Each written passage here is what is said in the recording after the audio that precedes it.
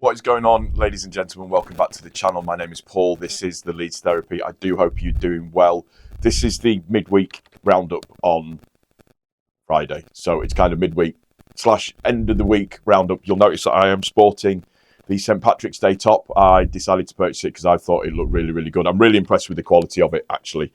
Really nice material, nice stitching, nice shamrock, nice badges. Just the way that it feels premium quality. Kind of that baseball style jersey that's put on there, which is pretty cool. So yeah, real quickly before we get into the video, if you haven't done so already, if you could make sure that you are subscribed to all of my socials, so you'll see all of those on the screen. So if you just make sure that you are subscribed to the YouTube channel, make sure that you are commenting, make sure your notifications are turned on, make sure you're what else? Yeah, you're hyping the video, you're liking the video, all of that good stuff. Just make sure that you are doing that. We're on all of your podcast apps as well. So if you just want to listen to the audio version, we're on Apple. We're also on Spotify as well. And I mean, I feel like I've just done the worst social media intro possibly known to mankind, but we are where we are. So what I wanted to do was just kind of catch up a little bit. Obviously, we've got the FA Cup game coming up this weekend against Norwich. FA Cup is completely out of my brain after the results that have gone on this weekend. And I know everybody's really stressed out, and I know everybody's a little bit worried. But the way that I look at it after last night's game in particular, we could be Tottenham, and it could be a hell of a lot worse. They looked shocking last night, and obviously losing a player, but then losing 3-1 at Palace, who we've got to go to in our next game to look at to try and play. So we'll have to wait and see how that pans out. But I've said from the start, particularly as far as we're concerned, that it isn't going to be plain sailing. It's going to be a lot of forwards and backwards. It's going to be a lot of where the table concertinas and it stretches back out again. It's going to be a lot of where we feel absolutely fine, or where we feel like, oh, this is all just going to hell in a handbasket. But we have to try and stay the course as best as we can. Yes, the performance, and I've been over the performance. Yes, the performance against Sunderland wasn't good enough.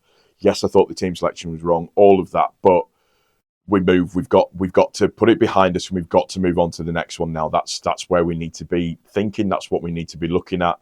We've just got to get it out of our systems and go. It was nice to see Ethan Ampadu put the post up and say that obviously he owns the situation that happened against Sunderland, and he is ready to move on from it. So that's pleasing to see. But for me, it's just really important. I know there's been head loss. I'm not going to go head loss because it sounds like I'm going in on the fans. There's been a lot of negativity. There's been a lot of worry. There's been a lot of, well, this is it. There has been the typical response from people where they go, well, that's it. We're down. We're going to get relegated.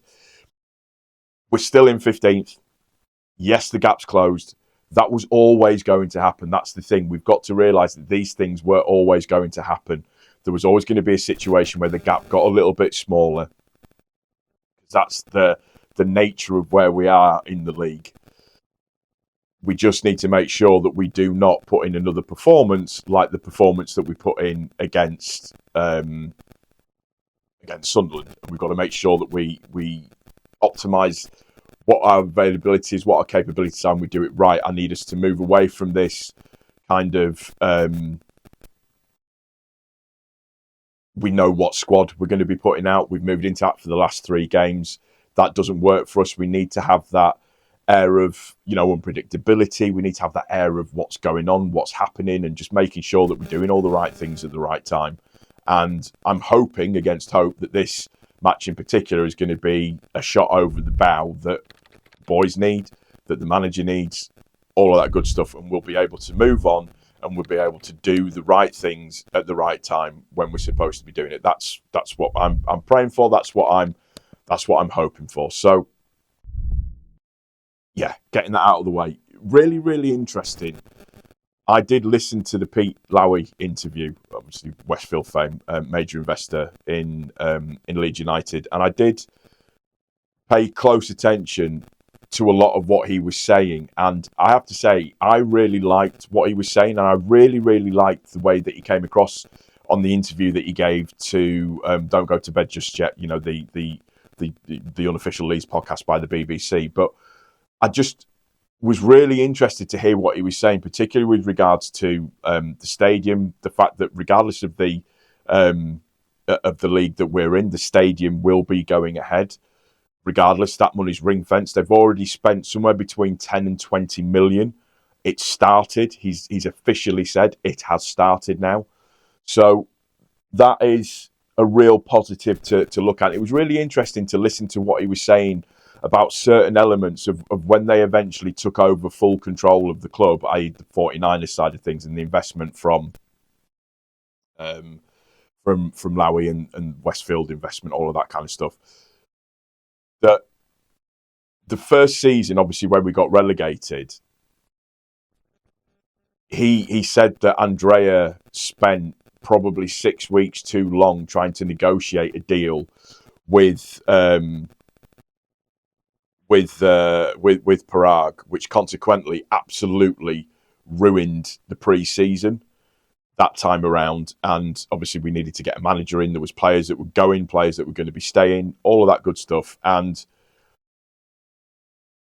what it does to me is it's, and I'm not here to be, you know, a sycophant for Daniel Farke, but it just shows the decent job that he did in terms of steadying the ship and getting everything straight and everything, and just the problems that Radrizzani caused with that initial takeover section within the first year that we went back down into the Championship. It was also interesting to hear that they are the big tram thing, the false dawn that we've all been hearing for the last 30 odd years in Leeds, the transportation thing.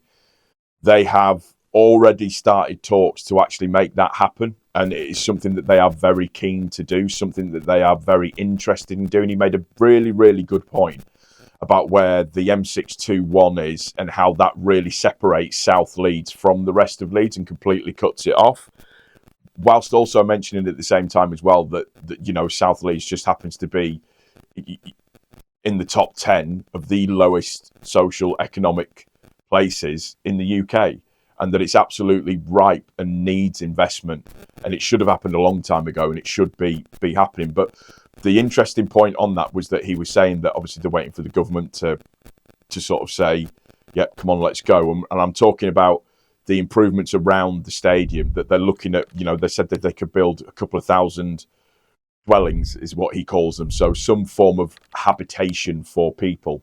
Obviously, there's a housing shortage and a housing crisis in this country that we're all very much aware of. And he really, really laid the gauntlet down to the government in terms of what he was saying, so to speak, that from a government point of view, they really, really need to, you know, pull the fingers out and get on with it and approve it and let it happen, because this is the opportunity for particularly that area of Leeds to get some investment that has been sorely missing within that area. And if they don't, these people that want to invest in Leeds will take their money and put it elsewhere, because they've not got years and years and years to hang around. They've put plans in place. The plans have been drawn up. The plans have been pre-approved. Everything's been done. But the government need to step up to the plate and go, right, come on, let's crack on with it. And he really did lay it down at the government's feet in terms of let's move it on and get forward. So I was really impressed with what he said. He's very, very knowledgeable about the club. He's been a fan ever since he was a kid. He's been in and around the club for quite a long time. He even tried to do a deal with Bates. Bates wasn't having any of it, Kel Surprise. But I just found it very, very... And if you've not listened to it, and I would suspect that a lot of you have done, but if you haven't listened to it, please go and listen to it, because it is a really, really interesting listen. It's an hour long, but it's worth it just to get that knowledge and information that he's talking about, his views on teams, his views on the manager, his views on just a lot of things. And like I said, I found myself agreeing with a lot of what he's saying, so I really liked what he said, and I've got, you know, no problems in saying that. The other thing that just to talk about is that Farke's had to accept the misconduct charge. Do me a favour. you know, you look at all of the times that Pep's run on remonstrating with the manager. You look at all the times that other managers have run on Arteta remonstrating with the manager, all of that kind of stuff. And they all appear to get away with it scot-free. So, you know, it's the usual, as I would like to call it, the Leeds United bias side of things that comes through in my head. So it's an £8,000 fine, which I don't know where they pulled that fine amount out from, or what they make of it as well. But it's just, it's ridiculous. It's absolutely ridiculous. And going back to referees, if you look at the penalty that Spurs were given last night, the penalty we weren't given, and then also as well in the West Ham game, the handball that wasn't given as a penalty as well in that game. It's just like, where is the consistency with referees? You also look at the penalty that Manchester got against Crystal Palace, where the Crystal Palace player basically just brushes the shoulder, literally just like that, just brushes his shoulder of the Man U player, and it's given as a penalty. It just, I don't know what a handball is anymore. I don't know what other things are anymore. I just find it very, very strange and very, very difficult to work out, you know, what rule is what and the way that it's actually supposed to be. Just, these things just sadly just don't make any sense to me anymore. But that's just, you know, my silly opinion and the way that I think about things overall. But yeah, it just, the rules that they want to bring in are never ever going to work. The Premier League aren't up for any change as well at the moment. So it just, and again, I've had Sunderland fans go and cry more. I'm not crying about the result. Your tactics work, that's fine.